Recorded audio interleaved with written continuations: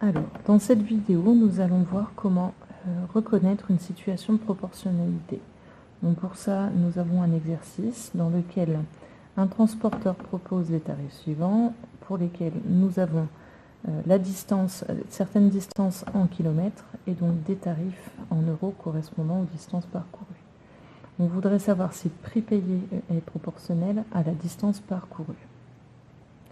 Donc, dans un problème pour lequel on est dans une situation de proportionnalité ou non, la première question qu'on se pose toujours, c'est quelles sont les deux grandeurs qui sont mises en jeu dans cet exercice-là, en faisant attention à ne pas confondre une grandeur et son unité. Donc ici, les deux grandeurs qui sont mises en cause sont le prix payé, que je vais souligner ici en rouge, et donc la distance parcourue, que je vais aussi souligner ici en rouge. Alors faire attention, ces deux grandeurs sont pour la première exprimées en euros, donc l'unité est l'euro, mais la grandeur est le prix payé. Et la deuxième distance parcourue est exprimée en kilomètres, qui est l'unité, mais la grandeur est bien la distance parcourue. Donc une situation de proportionnalité pour savoir si dans cet exercice les deux grandeurs sont bien proportionnelles ou non, il faut connaître la définition de la situation de proportionnalité. Donc deux grandeurs sont proportionnelles si on peut passer de l'une à l'autre en multipliant toutes les valeurs d'une seule grandeur par un même nombre pour obtenir toutes les valeurs correspondantes de l'autre grandeur. À savoir, on cherche un nombre qui, pour toutes les valeurs des distances parcourues, donc par exemple pour 100 km, il faudrait que je le multiplie par un nombre pour obtenir les 83,6 € que j'ai en face.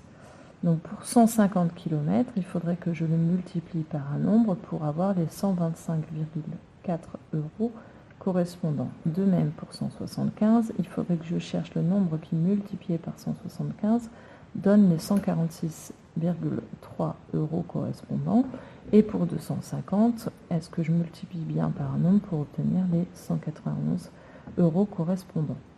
Donc à savoir, les deux grandeurs seront proportionnelles. Si elles sont proportionnelles, j'aurai ici un coefficient de proportionnalité, donc un coefficient multiplicatif, toujours une multiplication, qui nous permet de passer de la distance vers le tarif, où je peux aussi avoir un coefficient de proportionnalité si ces deux grandeurs sont proportionnelles, dans l'autre sens, mais toujours avec un coefficient multiplicatif. Ici, je vais prendre la distance parcourue vers le tarif. Donc, je cherche en soi un nombre. Donc, nous avons 100 km au départ. Je cherche, est-ce qu'il est multiplié par un nombre pour obtenir 83,6. Je cherche ce nombre-ci. Donc, je disais tout à l'heure que 150 km doit être multiplié par un nombre pour obtenir 125,4 € en face. Et je cherche 175. Est-ce qu'il est multiplié par un nombre pour donner 146,3 €. Et enfin, les 250 km multipliés par un nombre pour donner 191 €. Dans chacun des cas, je peux trouver un nombre qui multiplié par 100 donne 83,6. Je peux trouver un nombre qui multiplié par 150 donne 125,4. Je peux trouver un nombre qui multiplié par 175 donne 146,3. Et je peux trouver un nombre qui multiplié par 250 donne 191. Par contre, pour que la situation soit une situation de proportionnalité, il faut que ces quatre nombres-là soient les mêmes. Il faut qu'ils soient égaux. Donc, ça, c'est mon brouillon. Maintenant, je vais essayer de trouver quels sont ces nombres-là et vérifier du coup si ces nombres sont égaux. Donc, pour répondre à l'exercice, nous allons chercher quel nombre qui multiplié par 100 donne 83,6. Donc pour ça, nous faisons 83,6 que je divise par 100, ce qui me donne 0,836 en valeur exacte. Donc le nombre ici qui multiplié par 100 donne 83,6 est bien 0,836. Le nombre qui multiplié par 150 donne 125. Il va falloir faire 125,4 divisé par 150 pour savoir ce que ça nous donne. Donc nous prenons la calculatrice et nous tapons 125,4.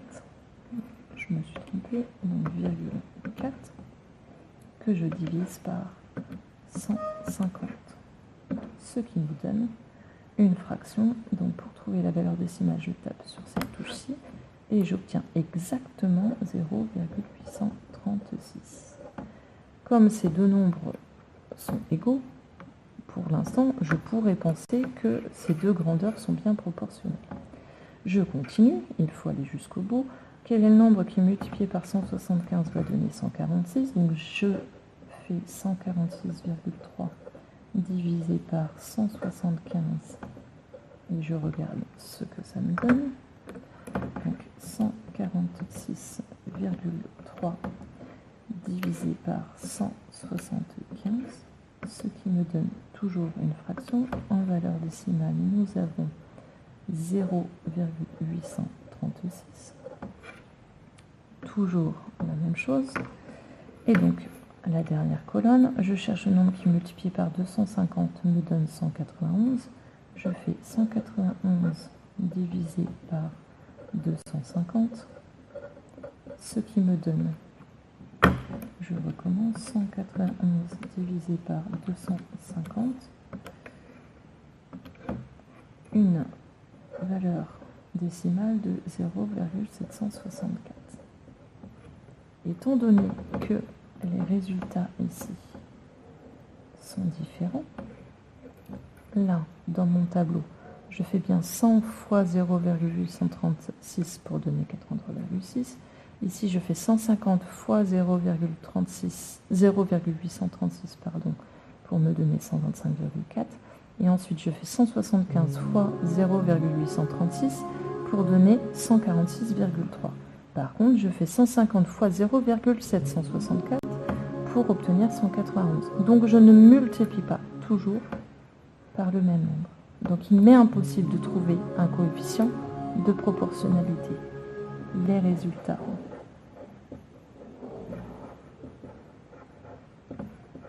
étant différents,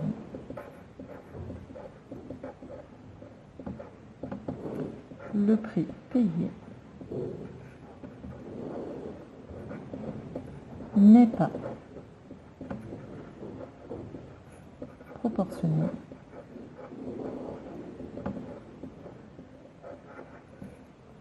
à la distance parcourue.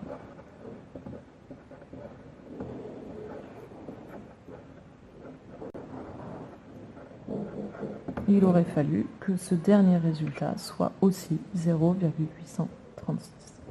C'est ainsi qu'on cherche dans un exercice comment retrouver ces deux grandeurs sont proportionnelles ou non.